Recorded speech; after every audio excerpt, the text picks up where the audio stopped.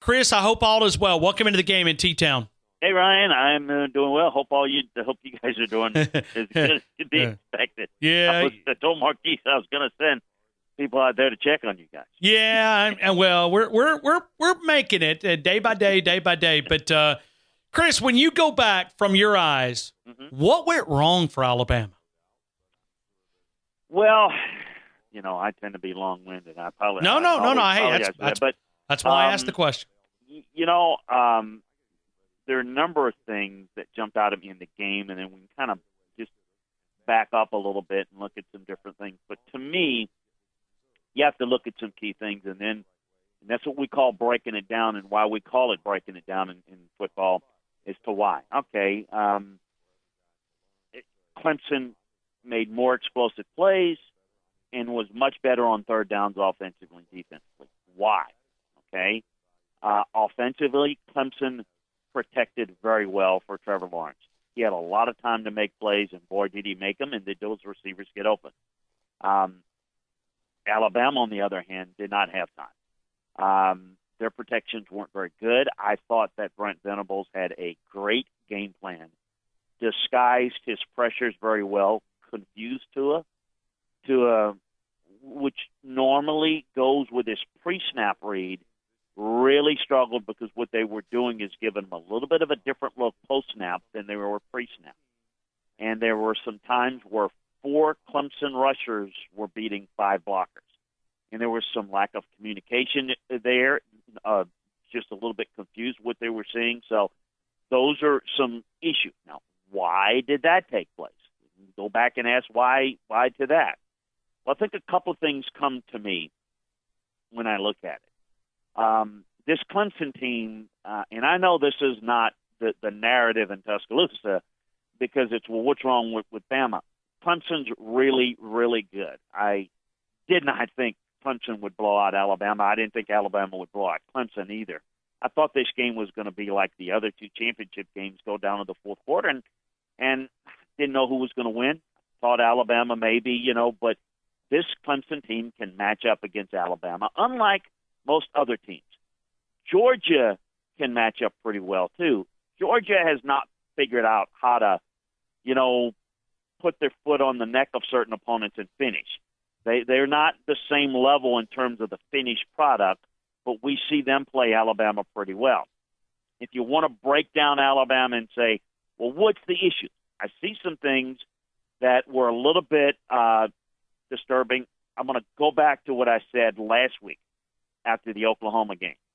And I know nobody really cares about that when you win games and you win by 11 or whatever. It doesn't matter.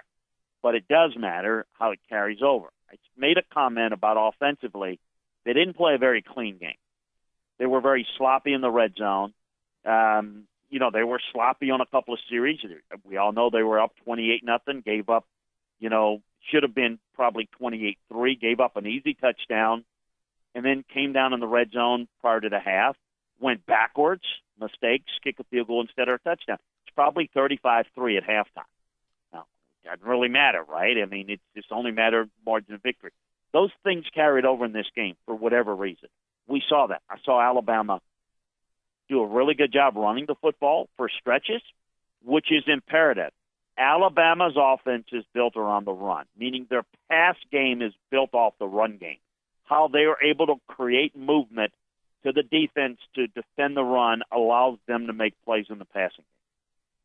They did it for stretches, but when they got in the red zone, they sputtered.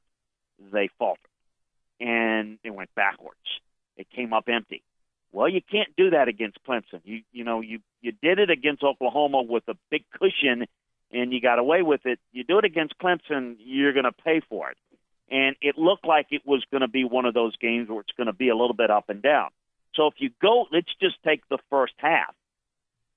You give up a pick six on a bad read. Okay, that's 7 points you've given up. Then you miss an extra point. That's 8 points. Then you kick a field goal instead, which should have been a touchdown. You're up to 12 points in arrears to a Clemson team that can match you player for player, point for point. You've dug yourself quite a bit of a hole. Now all of a sudden you're playing a game, Alabama is, that they're not used to playing.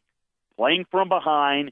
And I'm not talking about trailing 7-0 in the first quarter. I'm talking about really trailing from behind against a really good team where they're putting a lot of pressure. They're very aggressive. You're not adjusting very well, and it just created a real downfall of negativity, of mistakes. And I think that the secondary of Alabama, I thought they did a pretty good job with that secondary most of the year, not getting exposed as much as they could have been. Against most games in the regular season, not many people could really attack them with a lot of success. Clemson did. And when you can't get a pass rush and you can't cover very well and you got those receivers, it's not going to be pretty. And that's where Clemson killed Alabama on third downs. I mean, they stopped the run. I mean, Clemson didn't do the damage on the ground. They did. It was third and long, exactly where you want to have them. They couldn't get off the field. And you hear Nick say couldn't get off the field. I'm explaining why they couldn't get off the field. Well, they couldn't get off the field for a couple of reasons. One, they're on the field too much, and their offense stalled. And when you stall, not only do you not sustain drives, you're putting your defense on the field for more snaps. We talked about that last week against Oklahoma. Yeah, again, you win the game, but it became Oklahoma's up and down the field. Well, Oklahoma's got a great offense. They score on everybody. No, what happens is your defense gets worn down. Remember back in the championship game, Alabama, Clemson, Deshaun Watson, that great defense at Alabama? Yeah, they were great, but you're not going to be great when you're on the field for snap 85 through 90. I mean, you're just worn down. Watching that defensive front, they couldn't get off the ball. They seemed dead-legged, and that's why you can't get any pass rush pressure. So to me, it's a combination of a lot of those things. Those offensive mistakes, they ran into a buzzsaw. They had some issues that were exposed that weren't exposed to the rest of the season. I think they were completely outcoached. I think Brent Venables had a field day on Alabama. Alabama didn't know what he was doing. Tua was confused. I'm going to tell you, in talking with a couple of other teams prior to the season, prior to the Alabama playing Alabama, they felt that Tua was a heavy pre-snap read thrower, meaning that he really read what he saw pre-snap and went with it, and that's true. Here's the difference. In other games, you go back to the great throw against Tennessee or any other place, he had a lot of time to survey the field, so he makes the pre-snap read, and he has a little time to where if he doesn't pull the trigger, he can buy some time, and then you got Judy or somebody work their way across the route, and they play a little yard football and get open. I'll throw it there. That couldn't happen against Clemson because the pressure was too great. He didn't have the time to survey the field. And so when they baited him into some pre-snap looks, he designed it. He was going with the football a certain way, and Clemson broke on the football and played hyper-aggressive all game long. So, look, those are some of my thoughts on the X's and O's of, why it happened the way it did. And I think people will look at it and say, oh, my God, look how far the program has slipped. Clemson destroyed them. Football games could take a life of their own, and when you are trying to climb back, Alabama never does that.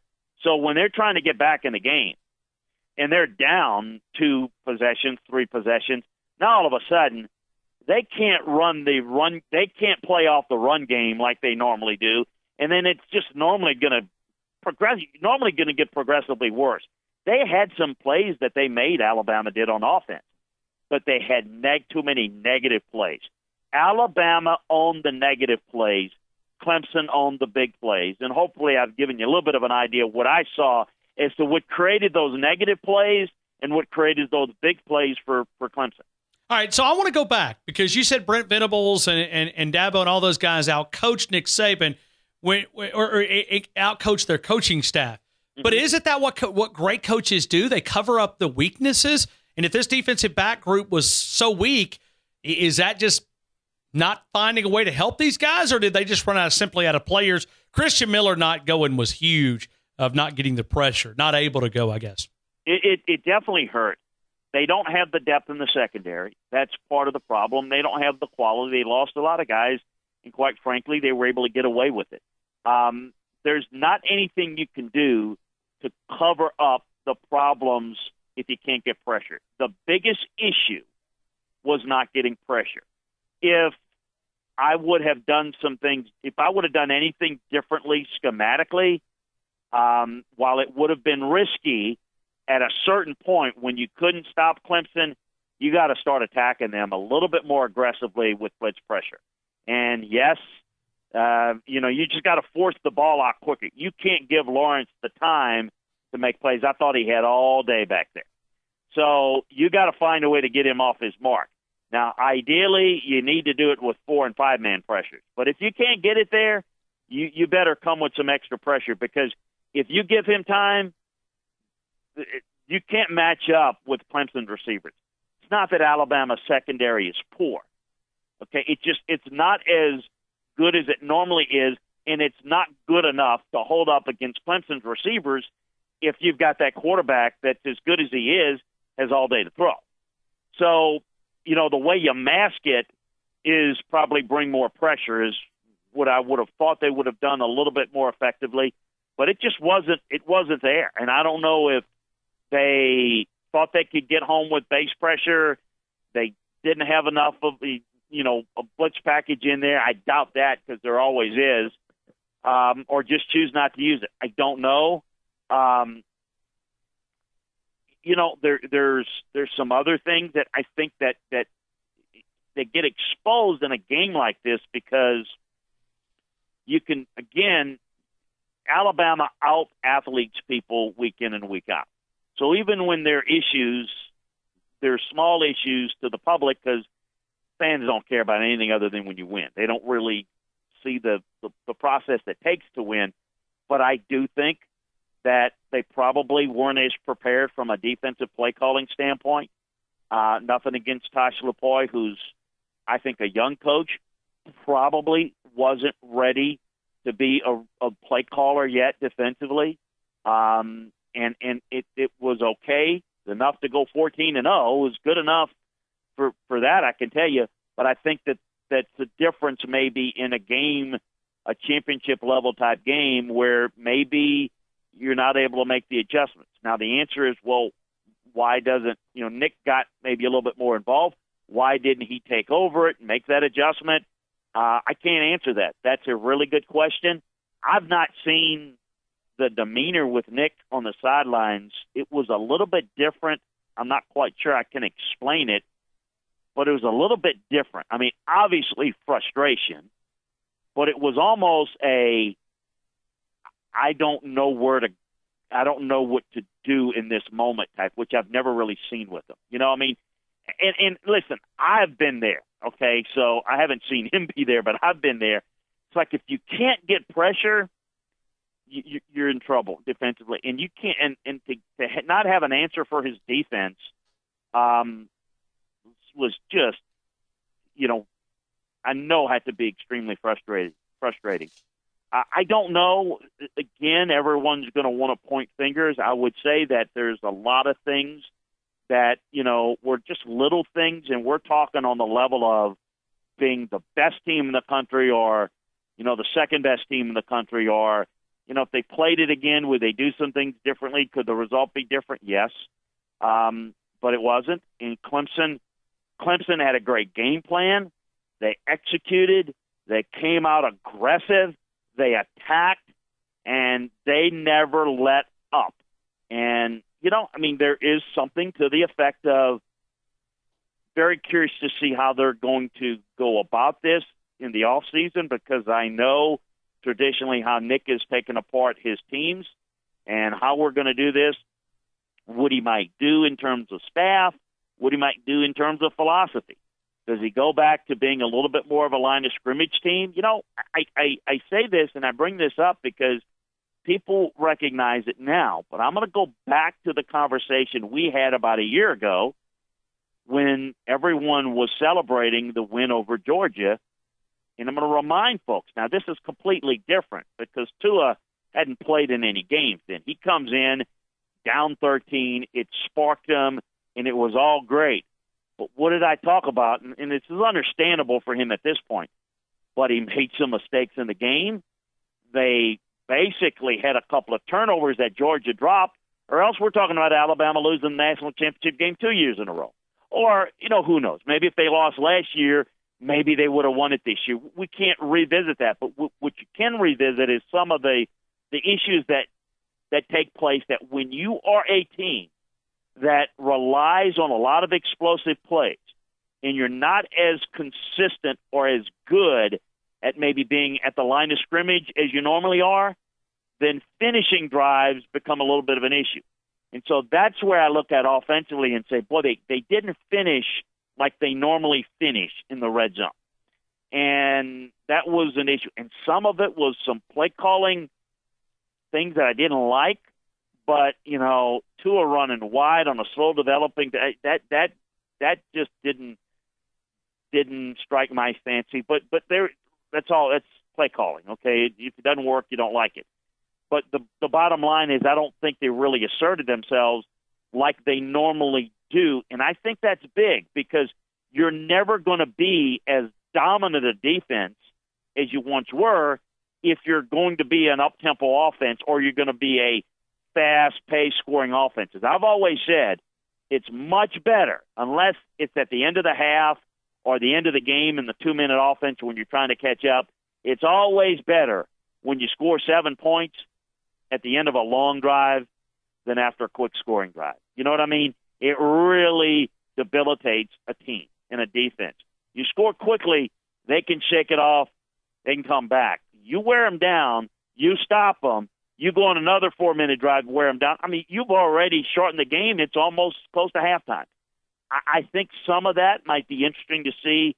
Not that he's going to take the ball out of Tua's hands, but might he become a little bit more focused on, hey, look, we need to be a little bit more check down, a little bit not looking for the big play all the time, but let's play more ball control and let's get the defense back up to where we need to from a talent level standpoint, where we've got the depth to do all the things that we want to do in terms of our coverages. Those are just some idle thoughts that I have. It's great stuff. LandryFootball.com. Chris Landry helping us out right now. A comprehensive website covering college, covering the NFL, covering the draft, covering this coaching carousel. So, Chris, if you were trying to predict, you think he makes a move? I mean, you think Nick Saban makes some more coaching moves? I mean, is he in the valuation mode right now to figure out a way that they can get better? Because, I mean, there were some things that you said in the last 17 minutes that really grabbed my attention. You think he makes some moves? Oh, I think he's going to make some moves. Now, I don't know if it's going to be dramatic moves, but how they do it, it may just be how they tweak it internally, not necessarily. And here's the dilemma that he's got. We know. Here's the thing. Tosh is I hate that people would take an unnecessary shot. He's a really good young coach, but he's young. Okay, and Nick Saban was young, Kirby Smart was young, Jeremy Pruitt was young. Everybody was young before they got experience. But this is, he got the job mainly to kind of co-coordinate, but be the play caller and to kind of groom him along. But he is maybe their best recruiter, certainly one of them. And that's where he got the job. So the value for him as a recruiter is big. And one of the things that maybe, and again, this is part of managing a staff, probably if he had to do it over again last year, might have combined Tosh with a little bit of maybe somebody else. And I think Pete's good too, but I think that probably didn't work as well as they had hoped. But it's not about play calling on defense as much as they don't play as well at complementary style football, offensively to defensively, as much. So I think it's some of those things he's going to look at, Ryan, that, all right, can we do a little bit better playing complementary football? Like I said, maybe a little bit more running, a little bit more ball control, a little bit protecting of the defense.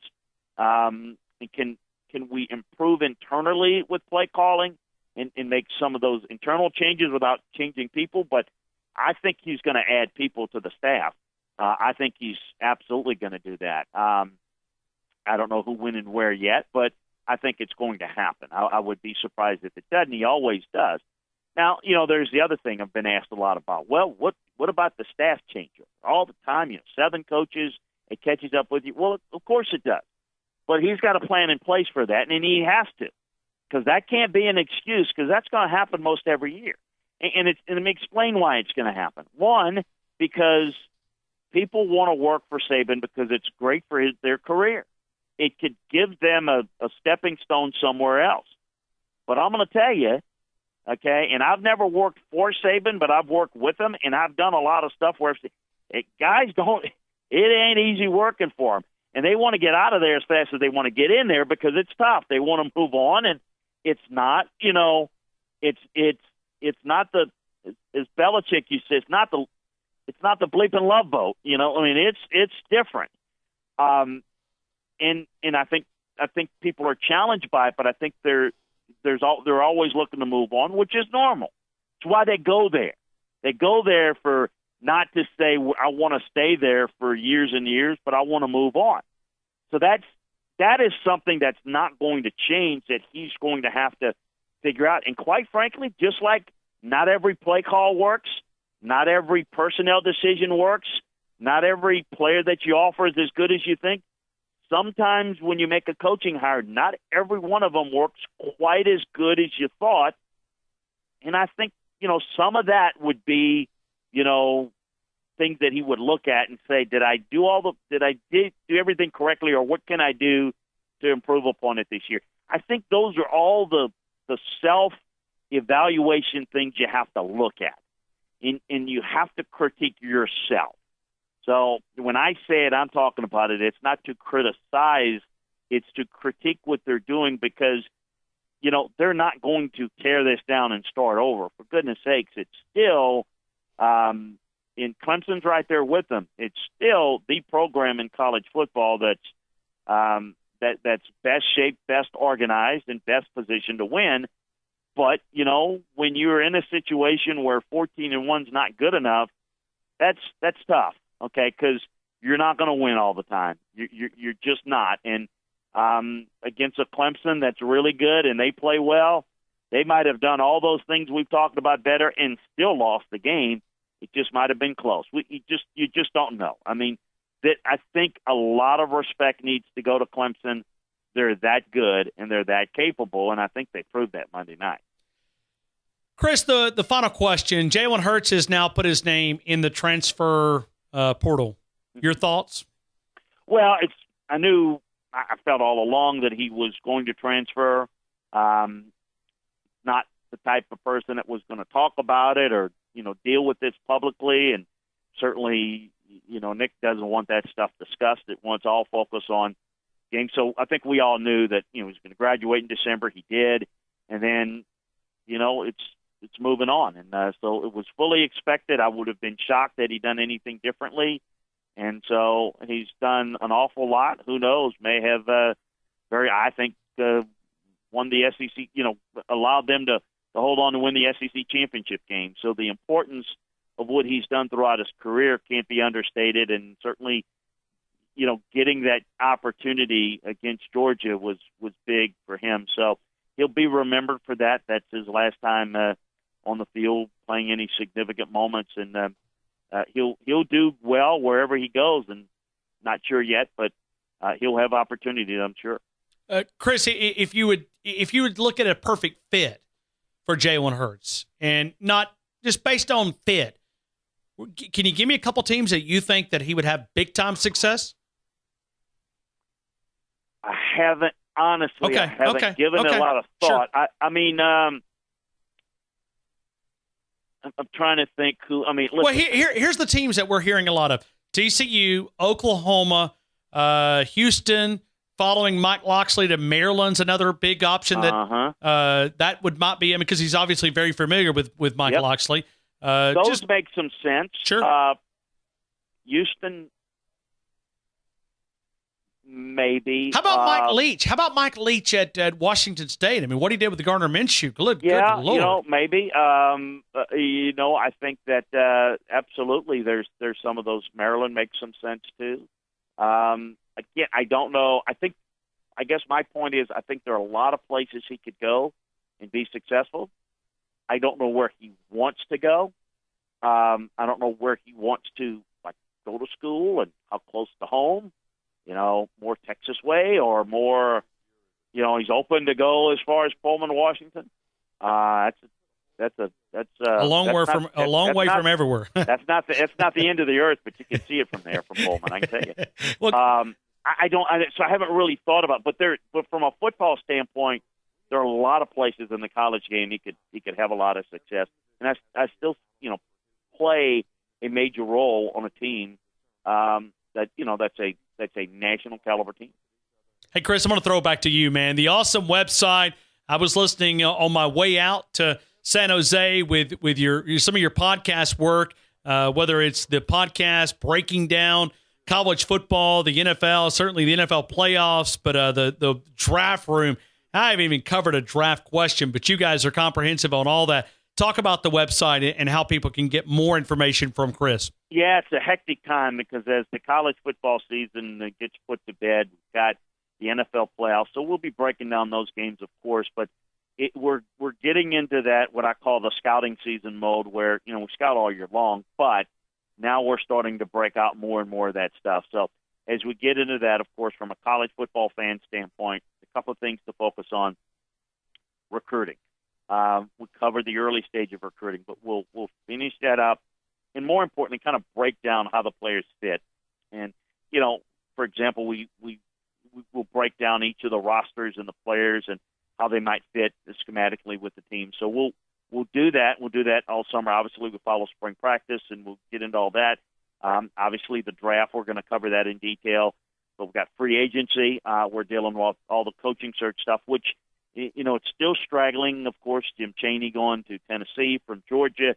There's a few of that in college, but a lot of that going on in the NFL right now. Former Tide man Freddie Kitchens gets a job at the Browns. We've got all that stuff covered in the NFL as well. So it's one-stop shopping football. We're involved. It involves players, teams, coaches, schemes.